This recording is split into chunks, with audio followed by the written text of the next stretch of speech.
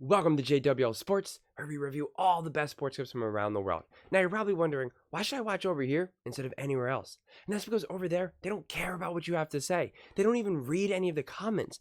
They just talk down to us. They think we're just a bunch of clowns on YouTube, Twitter. But I think it's the opposite. I think we know exactly what we're talking about. So I read every single comment. So whether you agree with me or disagree with me, either way, let's get in some discussions, let's get in some fights, but ultimately, let's just have some fun.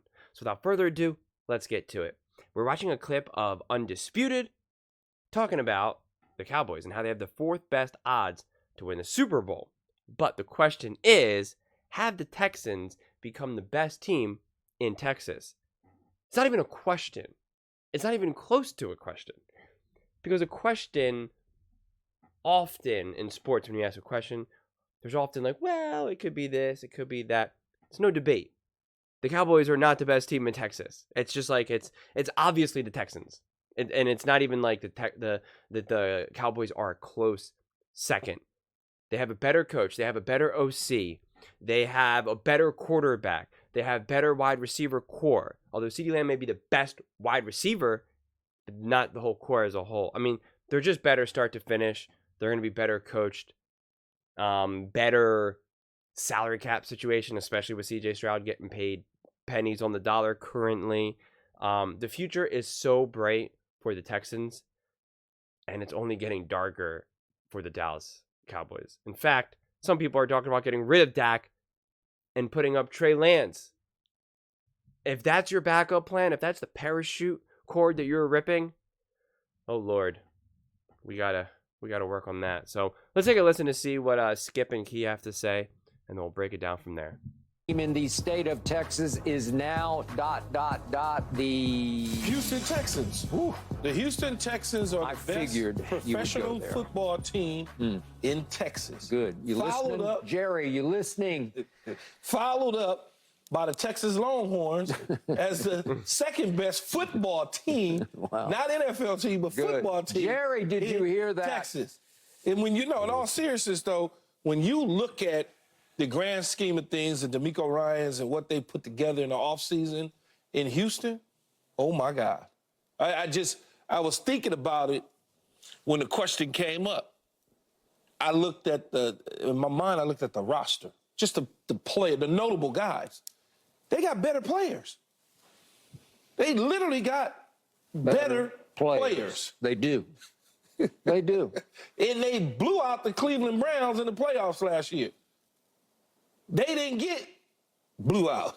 They took the other team to the woodshed. They did. And so I sit there and I look, and then I believe they had, at some point, they had Baltimore kind of trembling a little bit. They had them trembling. CJ Stroud, Dak Prescott. CJ's young. Dak Prescott has a little more, little more experience at it.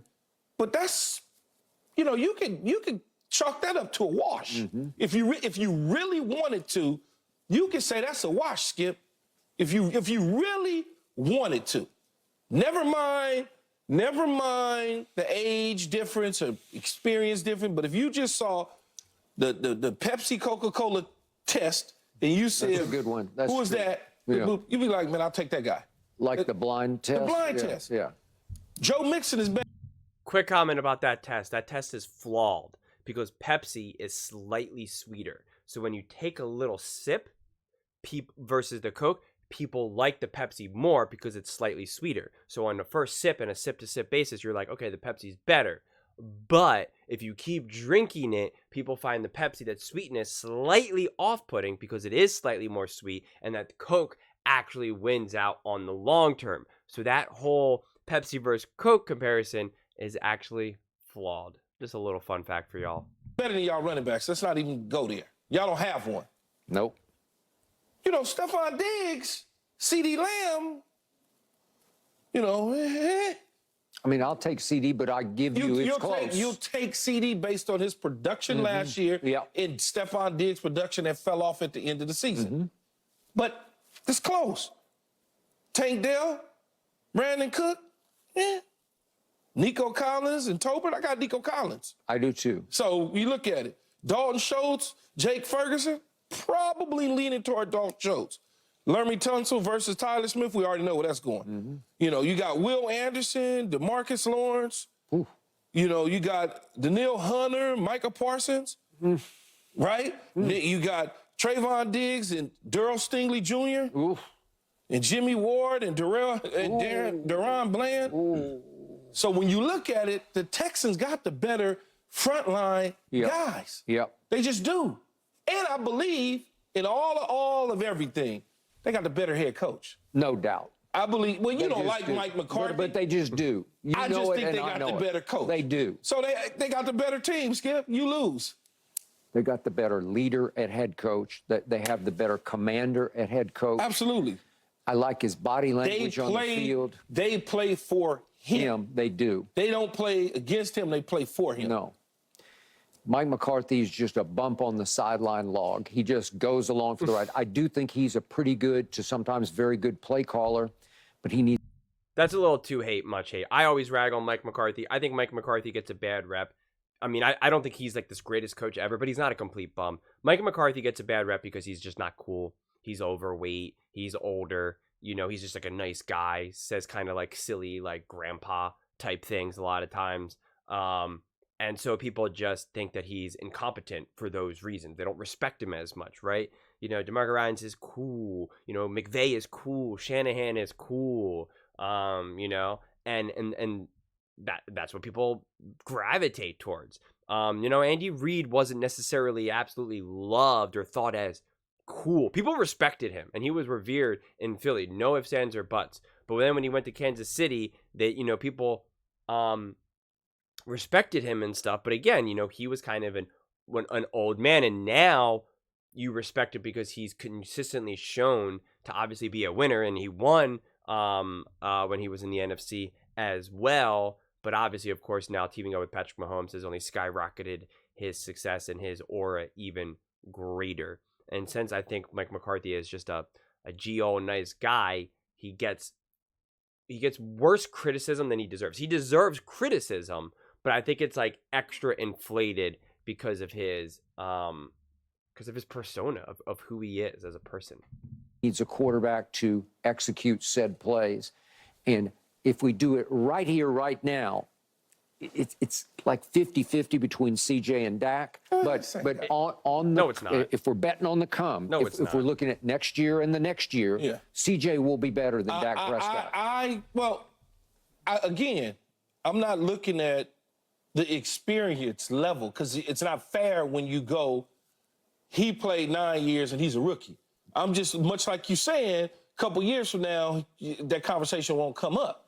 All right? I only see CJ getting better and better. I do too. I'll go on the record and say, and I like Dak. You know how I feel about him. I like him. CJ will have more postseason success in his career than Dak Prescott will.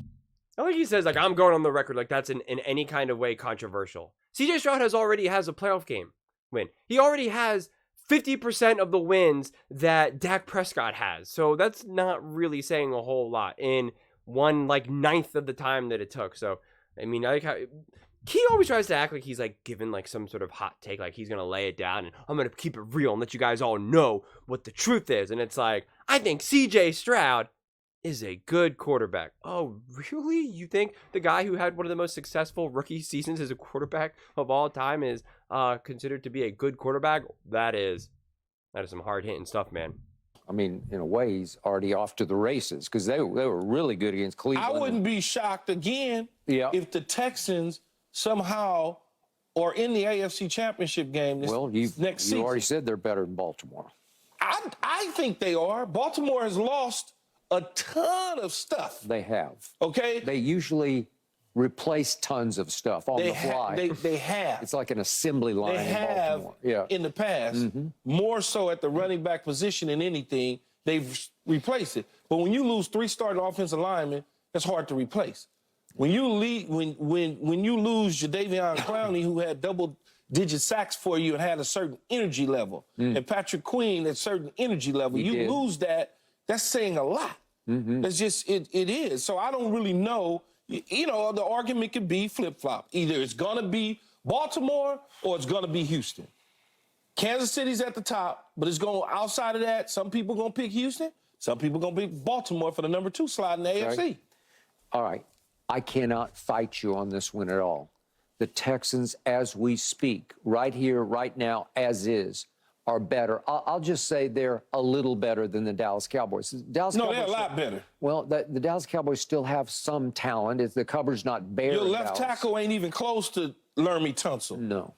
You got to protect the quarterback. Because our first ballot Hall of Fame left tackle is a Jet. But you don't have him no more. We're only talking about right now, Skip. I got it. And we lost a very good center to Washington. Yeah. Biotish is really good. We lost a pretty good running back in Tony Pollard, and I don't see how we're going to replace him unless we draft somebody. But you didn't want Tony Pollard back, though. Well, again, he suffered a career-threatening injury in that playoff game 2 years ago at San Francisco, and he never quite got his burst back last year, but he was still pretty good, and they're going to have to replace him. We lost a linebacker who did make a Pro Bowl. I'm talking about Wolf Hunter, yeah. Oh. And Stephon Gilmore is still sitting out there unsigned, and I don't know if Jerry's just kind of waiting him out. He's getting ready to Carolina, I think. Well, he had been in the mix there. He was talking to them, had visited there, but I never heard the end of it. I think it's close. So I'm going to guess that we're going to lose him. And I'm saying, and replace with what? What are we doing? We signed our backup offensive tackle yesterday, okay, and Edoga. When he played left tackle last year in place of Tyron Smith, he was pretty good because it was pretty quiet over there. Okay, so that's all I got. We signed the linebacker that is Coach Zimmer's linebacker from Minnesota, and I'm like, okay, and because he's just sort of a coach on the field, he's just But see, that's not just a little better. That's not when you say to me that you signed a veteran linebacker whose best days is left in the Twin Cities in Minnesota. That is a fact. That's not, Texans aren't just a little better. Yeah. And when I look at the Texans receiver room, it is spilling over with receivers that we don't have. No. So the depth at receiver is way advantage Houston Texans. Well, you go Diggs, Nico Collins, Tank Dell, and if you want to throw Noah Brown in the mix, throw Noah Brown in there because he wasn't very good for us, but he was good for them. Yeah, and he's in the room. And then you say Dalton Schultz is in the room. He's in the room, and he's a veteran tight end. Listen, Jake Ferguson came on, and he is a baller. And he's going to continue to get better. Yeah. But Dalton Schultz is pretty ripe right now. Look, we got one baller on our team. One guy I trust. One guy who's got that dog in him. Lamb? That's CeeDee Lamb. That's the guy. I'm not even sure what Micah is made of yet. I'm still not sure because every year he tails off at the end of the year. Do I see his spectacular ability? Sure I do. It leaps out of the screen every game to me. But they went and got Danielle Hunter. They got Danielle Hunter, and you want to talk about productivity? Go look at his productivity versus Micah's. And he's been a little more productive than Micah has start to finish. So that's not a little bit better than Skip. Okay, all right. I'm trying to hang in and defend as best I can. That's not my fault. You can't defend it. There's nothing to defend. Yeah, and then I just think, okay, I rag on the Cowboys a lot, mainly because I hold them to a higher standard. If they were, maybe more like the level of the Giants, the Commanders, or if they were on the level of, and I mean in terms of popularity and expectations for their success, as the Carolina Panthers or even the Houston Texans, I wouldn't be as hard on them. I would say, yeah, they're a competitive team. They're always in the mix. They're always in the hunt. They always have a chance. But as I've said previously, that's not the standard of the Dallas Cowboys. And that's not the standard that you guys all say about Dak Prescott. You guys want to tell me that Dak Prescott's like a top 5, top 3 quarterback in the NFL. You certainly pay him like that. And yet he then doesn't perform, and the Cowboys don't perform at that level. And so that's why I always ask the question, and to you Cowboys fans specifically, like, who are the Dallas Cowboys then? Is Dak Prescott amazing or not? Are the Cowboys an amazing team or not? Or do they need more help? Which is it? Is Mike McCarthy a great coach or not? So they're just, I don't understand. Like, first of all, the fact that they even have the 4th best odds to win the Super Bowl, I find mind-blowing. I really, really do. Because granted, You can potentially see because they have an easier quarterback, easier quarterbacks to go through. But I got the Packers ahead of them. I have the 49ers ahead of them. I have Detroit Lions ahead of them. I have the Kansas City Chiefs ahead of them. The Cincinnati Bengals ahead of them. The Baltimore Ravens ahead of them. The Houston Texans ahead of them. I got the Eagles ahead of them. I'm probably missing a few teams here and there. I can't think of everything perfectly off the top of my head. And granted, now those odds are a little differently, right? Because the 49ers could be playing the Detroit Lions, right? And that's why the odds are a little bit trickier because they're not saying necessarily that the Cowboys are the fourth best team in the NFL. But I just don't see it. I really don't. They couldn't beat the Packers at home when it was practically a bunch of first and second year players who had no idea which way was up. Okay? And they got smoked. And the Cowboys at this point are veterans. They got players that have the experience. They've been through their growing pains. That was when they were supposed to win and make moves. Take advantage of a young Jordan Love. Take advantage of a young Brock Purdy. They were supposed to do that. And they didn't. They got demolished. That can't be forgotten. And then when these teams that were already better than the Cowboys and got further than the Cowboys in the playoffs, they continue to get better. And not only did the Cowboys not make any big moves to get better, I argue that they got worse. Losing Dan Quinn is a big deal. He was a great defensive coordinator. And granted, you have no scrub now as your DC. Definitely more than capable. Definitely one of the better coaches that you can get on the defensive side of the ball. But I still think Dan Quinn is better personally. And why the Cowboys, and again, now you're running into this whole thing of like, is Mike McCarthy on the hot seat? Is Dak Prescott on the hot seat? Are you going to extend him? Are you going to have to pay him $1 gajillion? Are you going to let him walk? It's a mess. The Cowboys are a complete mess. Compare that to the Texans.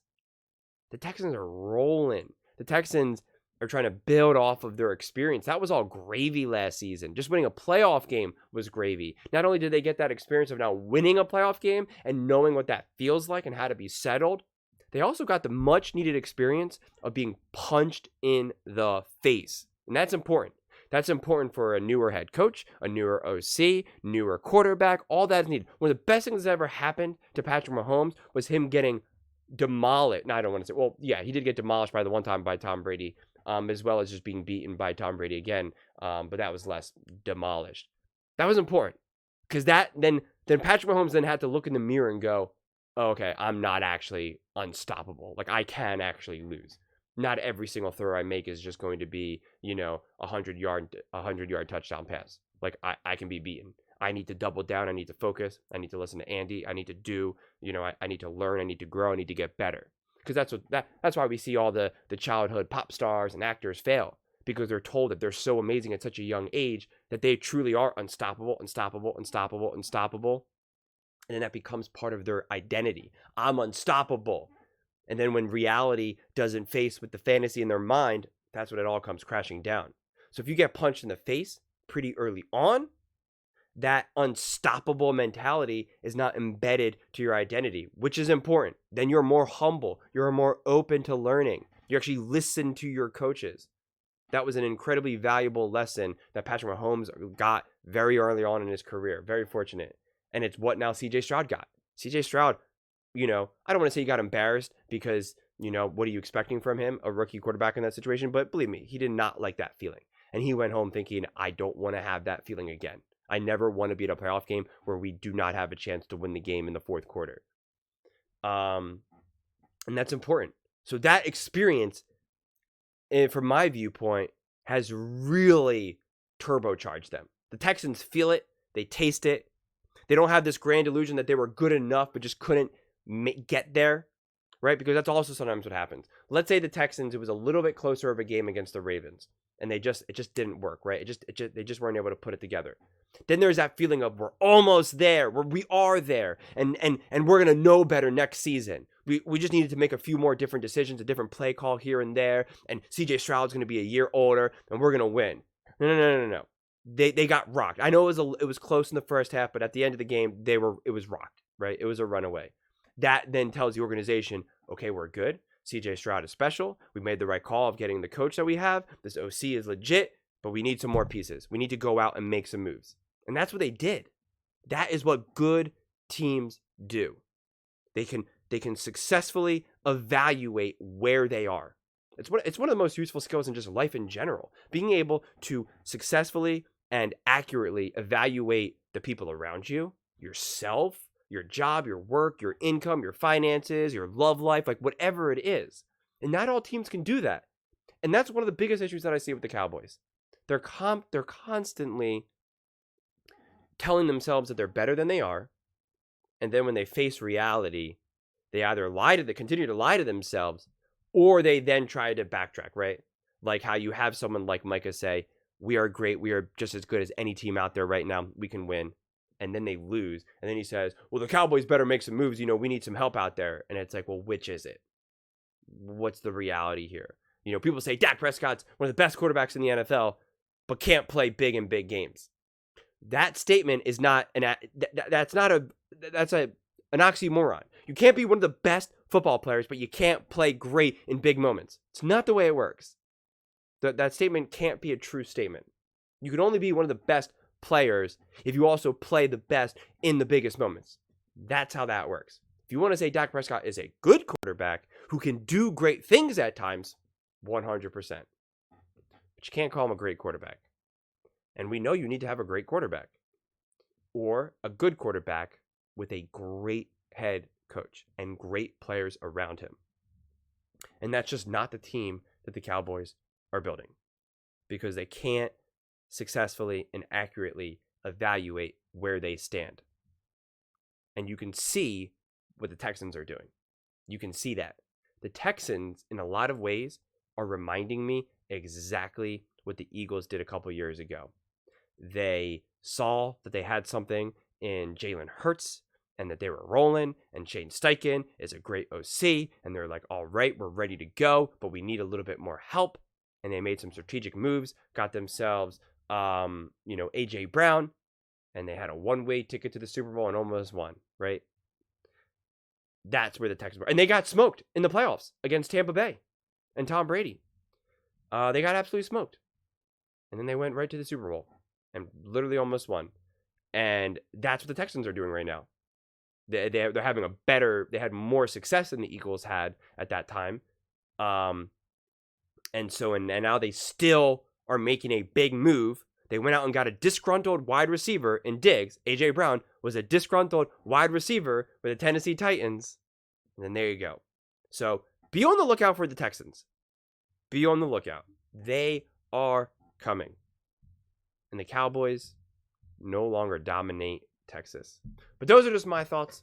I would absolutely love to hear yours. Let me know what you're thinking in the comments below. Do you think the Texans have become the best team in Texas? Or do you think the Cowboys still have that shot? Do you think the Cowboys truly do have the 4th best odds to win the Super Bowl? Let me know. And please don't forget to subscribe. As I said, we are building an amazing community here, and I would absolutely love to see you part of it. I want to build something that we all genuinely feel connected to, something that we're really excited to be part of, and I think we're well on our way to doing it. And please don't forget to give this video a thumbs up. It really, really does help with the visibility and the algorithm, and it helps fight the trolls who love to give me a thumbs down just because I didn't say everything 100% positive about whatever their player or team is. I try to be really unbiased and keep it 100% as real as I can.